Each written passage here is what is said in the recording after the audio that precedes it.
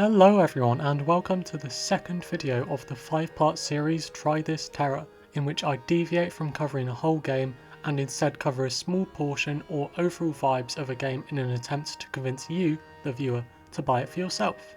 Last episode I said it would be for the games that I bought during the Steam summer sale, but I have since changed my mind on that. The series itself won't change, however not all of these games will be exclusively from the Steam summer sale, only 3 of the 5 will be. Small change aside though, the subject of today's video is the not so small indie game Dredge. Unlike last video, I'm not going to be going over any one particular sequence, but rather the game as a whole with a story spoiler free commentary. There will be gameplay spoilers though, so heads up for that. Again, these intros won't be dragged out as the videos are short anyway, so here is my attempt at convincing you to buy Dredge. Fishing games have always been an interesting concept to me, not because of the gameplay, but the potential for horror. Of course it's a bit silly to say that fishing can turn scary, but it's more about the use of the environment if anything, which can make or break this concept. And Dredge executes this vision perfectly. As someone with thalassophobia, the fear of the ocean, this game was especially scary for me to play through, but also extremely fun.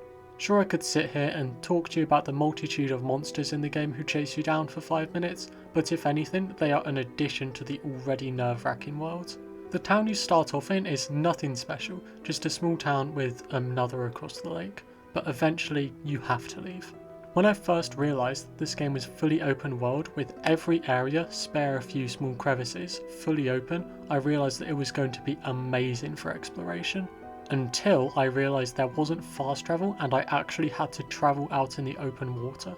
It's more terrifying for someone like myself who cannot fathom something as small as a swimming pool, so a full open ocean was something which took me many hours to get used to.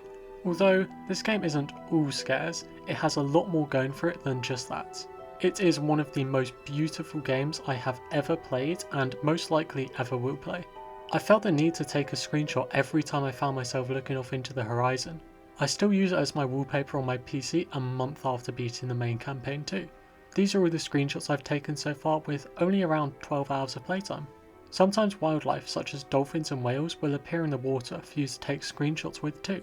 However, warning that these were all taken with a photo mode which isn't instantly available upon entering the game. Here's a location on the map for those who want to use photo mode. All you have to do is complete a small quest before unlocking it. But of course no game is complete without good gameplay, which Dredge also has. For a fishing game, it has a surprising amount of content to unlock.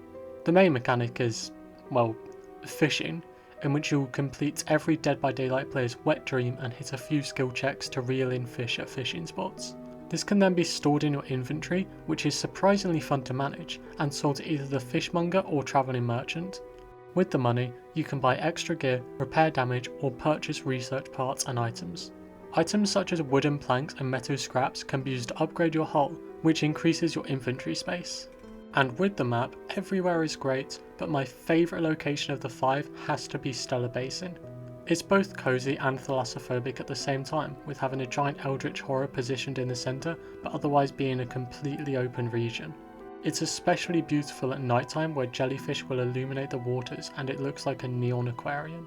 There's even an option to scare away the demonic creature from the centre and fish there, which I found absolutely terrifying. The open ocean was scary enough to the point where I wouldn't want to stand still, but this was far worse. Not only was there a giant creature lurking beneath me, waiting on a timer to come back up at any moment, but also the fishing zone was labelled Hadal. For those of you who don't know, the Hadal zone is a part of the ocean which reaches 6,000 to 11,000 meters below surface, and we were fishing there. Even 50 meter deep water would have been enough to make me want to flee the scene. Imagine my shock when I realised it was anywhere between 120 to 220 times that. That's all I'll say for Stellar Basin though, as the plotline again will be up to you to find out. Another notable gameplay mechanic which I find keeps me coming back to the game, in fact it's actually the reason this video is out on Wednesday and not Tuesday, is the encyclopedia. It single-handedly had me coming back to try and find every single fish alongside every aberration of it in the game, which I still haven't found yet. It adds so much more to do even after you complete the game's main storyline, and the satisfaction I get from finding a new aberration is amazing. But be warned, do not get your boat stuck out in the middle of the ocean at night. Your panic meter is not to be ignored and will signal your death if you don't act fast enough. You never really know what's hiding out there. After all, humans have explored more of the moon than the ocean.